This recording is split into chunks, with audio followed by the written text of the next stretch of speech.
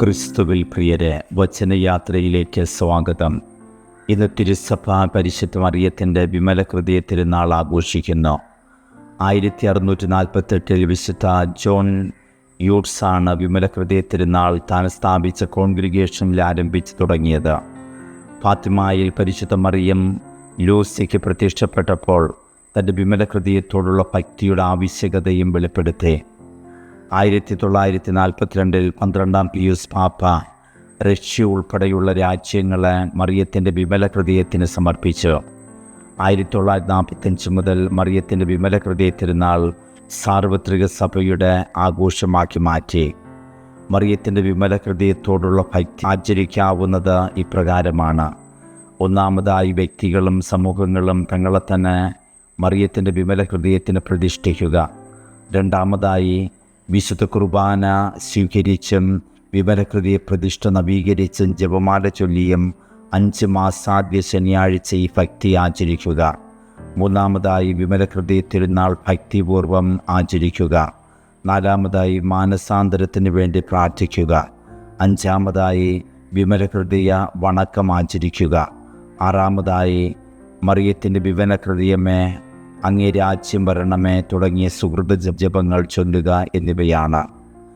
ഇന്നത്തെ വിചിന്തന വിഷയം വിശുദ്ധ ലൂക്കായുടെ സുവിശേഷം 2-ാം അധ്യായം 41 മുതൽ 51 വരെയുള്ള യേശുവിനെ ദൈവാലയത്തിൽ നഷ്ടപ്പെടുകയും കണ്ടുകിട്ടുകയും ചെയ്യുന്ന വചനഭാഗമാണ്. യേശുവിൻ്റെ ബാല്യകാല വിവരണത്തിൻ്റെ സമാപ്തി വചസ്സുകളാണ് വിശുദ്ധ ലൂക്ക രേഖപ്പെടുത്തുന്നത്.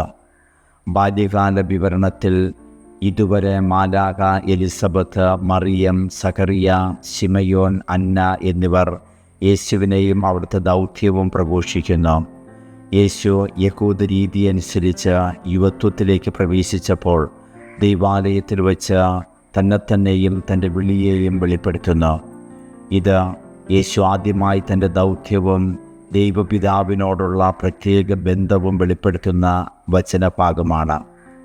മോശയുടെ നിയമങ്ങൾ അനുസരിച്ച് ദൈവഭക്തിയിലും കർമാനുഷ്ഠാന വിധികളുടെ അടിസ്ഥാനത്തിലും ജീവിക്കുന്ന ഒരു മാതൃകാ കുടുംബമാണ് നസ്രത്തിലെ വിശുദ്ധ ജോസഫിൻ്റെയും മറിയത്തിൻ്റെയും കുടുംബം. യേശുവിൻ്റെ മാതാപിതാക്കൾ ആണ്ടുതോറും പെസഹ തിരുനാളിന് ജെറുസലേമിൽ പോയിരുന്നു. ജെറുസലേമിലെ എല്ലാ പുരുഷന്മാരും ഇസ്രയേലിലെ എല്ലാ പുരുഷന്മാരും പെസഹ, പെന്തക്കോസ്ത, കൂടാരത്തിരുന്നാൾ എന്നീ 3 പെരുന്നാളുകൾക്ക് ജെറുസലേം ദേവാലയത്തിൽ പോകണമെന്ന നിയമശാസന പുറപ്പാട് 23, 14 മുതൽ 17 വരെയും നിയമാവർത്തനം 16, 16 കാണാം. ഇവയിൽ ഒരു തിരുനാളിനെങ്കിലും എല്ലാവരും കൂടിയിരിക്കണം. പെസഹായ്ക്കാണ് അധികം പേർ ജെറുസലേമിൽ കൂടാറുള്ളത്. ഇവിടെ യേശുവിൻ്റെ മാതാപിതാക്കൾ മതധർമ്മശാസനകൾ അനുഷ്ഠിക്കുന്നവരായിരുന്നു. യഹൂദ നിയമം വീഴ്ച വരുത്താതെ അവർ പാലിച്ചിരുന്നു എന്ന് മനസ്സിലാക്കാം. യേശുവിന് 12 വയസ്സായപ്പോൾ പതിവനുസരിച്ചവർ തിരുനാളിന് പോയി എന്നാണ് വിശുദ്ധ ലൂക്ക രേഖപ്പെടുത്തിയിരിക്കുന്നത്. ഇത് വ്യക്തമാക്കുക, യേശുവിന് 12 വയസ്സാകുന്നതിന് മുമ്പും മാതാപിതാക്കളോടൊപ്പം യേശു ജെറുസലേമിൽ പോവുകയും തിരിച്ചു വരികയും ചെയ്തിരുന്നു എന്നാണ്. എന്നാൽ യേശുവിന് 12 വയസ്സുള്ളപ്പോൾ യേശുവിനെ ദൈവാലയത്തിൽ കാണാതായി. അവന് 12 വയസ്സായപ്പോൾ ജെറുസലേമിൽ പോയെന്ന് എടുത്തു പറയുവാൻ കാരണം അതിന് സാമൂഹ്യ പശ്ചാത്തലമുണ്ട്.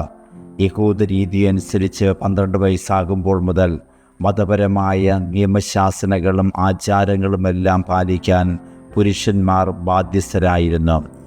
ഈ സമുദായ നിയമം യേശു പാലിച്ചു. സാമുദായികമായ നിയമശാസനകളുടെ പാലനത്തിലൂടെ യേശുവിനെക്കുറിച്ചുള്ള വലിയൊരു വെളിപ്പെടുത്തൽ നടത്തുന്നു. ദൈവപിതാവിൻ്റെ ഇഷ്ടം നിറവേറ്റി എന്നേക്കും അവിടുത്തെ ഭവനത്തിൽ ദൈവിക കാര്യങ്ങൾ വ്യാപൃതനായിരിക്കുവാനുള്ളവനാണ് എന്ന അറിവും ബോധ്യത്തോടെയുമാണ് യേശു വളർന്നത്. 3 ദിവസങ്ങൾക്ക് ശേഷമാണ് മാതാപിതാക്കൾ ദൈവാലയത്തിൽ യേശുവിനെ കണ്ടെത്തുന്നത്. 3-ാം ദിവസം ഏറെ പ്രാധാന്യമർഹിക്കുന്നതാണ്. യേശുവിൻ്റെ മരണശേഷം എല്ലാം നഷ്ടപ്പെട്ടു എന്ന് കരുതി നിരാശയിൽ കഴിഞ്ഞിരുന്നവർക്ക് യേശുവിൻ്റെ ഉത്ഥാന സാന്നിധ്യം അനുഭവിക്കുവാനിടയായത് 3 ദിവസങ്ങൾക്ക് ശേഷമാണ്. അതായത് ആഴ്ചയുടെ ആദ്യ ദിവസം. ഇവിടെ ശാസനാരൂപത്തിൽ യേശുവിനോട് ഇടപെടുന്നത് അമ്മയാണ്. ജോസഫ് നിശബ്ദനായിരിക്കുന്നതും ശ്രദ്ധേയമാണ്. യേശുവിൻ്റെ അമ്മയുടെ വാക്കുകൾ പ്രത്യേക ധ്വനിയുള്ളതാണ്. മകനെ, നീ ഞങ്ങളോട് ഇങ്ങനെ ചെയ്തതെന്ത്? മാതാപിതാക്കൾക്ക് യേശു നൽകിയ പ്രത്യുത്തരം വ്യക്തമാകണമെന്നില്ല.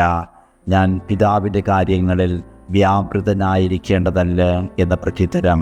എങ്കിലും മറിയം അവയെല്ലാം ഹൃദയത്തിൽ സംഗ്രഹിച്ചുവെന്നാണ് വചനത്തിൽ കാണാൻ കഴിയുക. യേശു ദൈവാലയത്തിൽ നിന്ന് തിരിച്ചു വന്ന മാതാപിതാക്കൾക്ക് വിധേയനായി ജീവിച്ചു.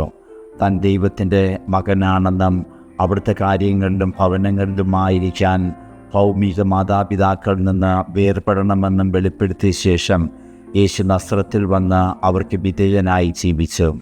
ദൈവപിതാവിനോടുള്ള ബന്ധത്തിനാണ് മുൻഗണന നൽകേണ്ടത് എന്നതാണ് യേശു ദൈവാലയത്തിൽ വെളിപ്പെടുത്തുന്നത്. യേശുവിൻ്റെ അമ്മ യേശുവിനെ ദൈവാലയ കേന്ദ്രീകൃതമായി ദൈവപിതാവുമായുള്ള ഐക്യത്തിൽ വളർത്തി.